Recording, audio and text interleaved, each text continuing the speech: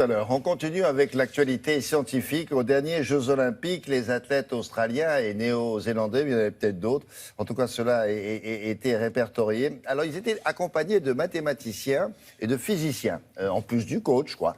Mais le but était d'améliorer les performances. Mais figurez-vous que ça existe aussi en France. Démonstration avec Laurence Beauvillard, qui a rencontré des chercheurs dans une très grande école près de Paris.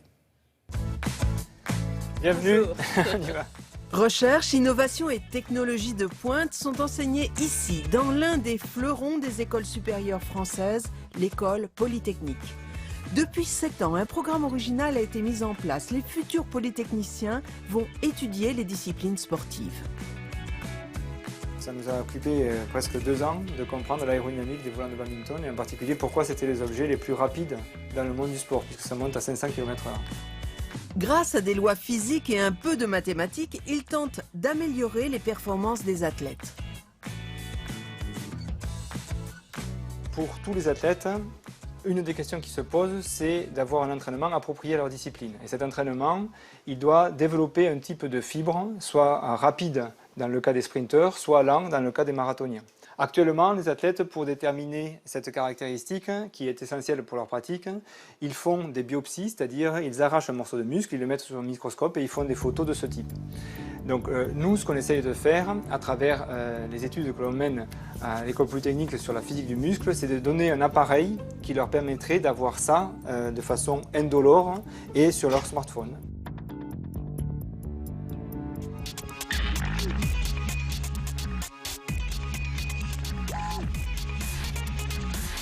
Ce que vous observez sur l'ensemble des bateaux, c'est que tous les rameurs, disons, rament à l'unisson, c'est-à-dire ils rament de façon synchrone.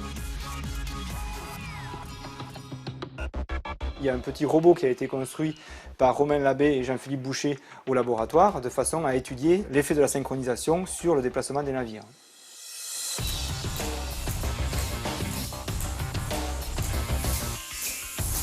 Les rames rentrent dans l'eau sur chacun des traits noirs et elles en sortent sur les traits rouges.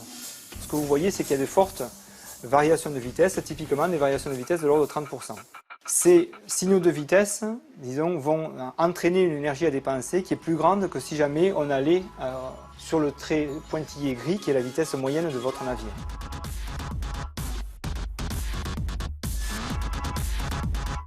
Les crustacés qui ont beaucoup, disons, de rames ou de pattes n'utilisent jamais ce mode de propulsion, c'est-à-dire eux, ils sont toujours en train d'actionner leurs pattes les unes après les autres, jamais de façon synchrone. Ce qu'il faudrait pour gagner sur les deux tableaux consisterait à avoir des rameurs synchrones et des rames asynchrones. Donc c'est là-dessus que l'on essaye de travailler actuellement. Et comment on pourrait réaliser ça ? Donc une façon de le réaliser, ce serait d'imaginer des rames avec une élasticité variable, c'est-à-dire des rames qui soient très rigides pour une paire de rameurs et qui soient de moins en moins rigides au fur et à mesure qu'on se déplace le long du bateau. Ça permettrait d'avoir des rameurs synchrones et des rames asynchrones. Et alors, les applications ? Les applications, c'est de gagner les Jeux Olympiques.